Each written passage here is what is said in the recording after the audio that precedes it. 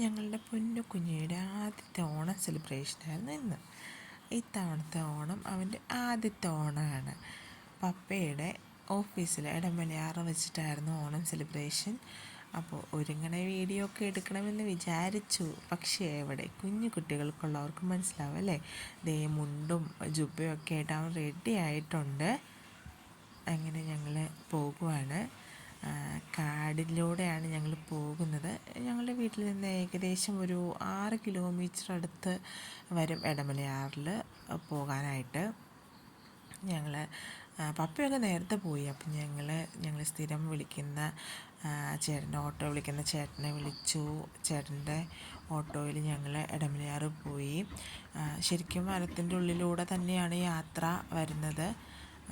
ഈ വഴിക്ക് വണ്ടികൾ കുറവാണ്. കൂടുതലും ട്രൈബൽ കോളനിയിലുള്ള ആളുകളും അതുപോലെ തന്നെ ഈ ഇടമലയാറ് വർക്ക് ചെയ്യുന്ന ആളുകളുമാണ് കൂടുതലും ഇതിൽ പോകുന്നത്. അപ്പോൾ അതുകൊണ്ട് ആനയൊക്കെ ഒത്തിരി ഉള്ള ഇതാണ്.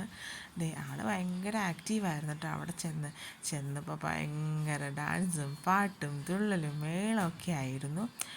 പിന്നീട് തിരുവാതിര, നല്ല അടിപൊളി തിരുവാതിര ഉണ്ടായിരുന്നു. ചേട്ടന്മാരുടെ തിരുവാതിര. ഒരുപാട് പ്രോഗ്രാംസൊക്കെ ഉണ്ടായിരുന്നു കേട്ടോ. പക്ഷെ എനിക്ക് എല്ലാം ഒന്നും വീഡിയോ എടുക്കാനായിട്ട് പറ്റിയില്ല.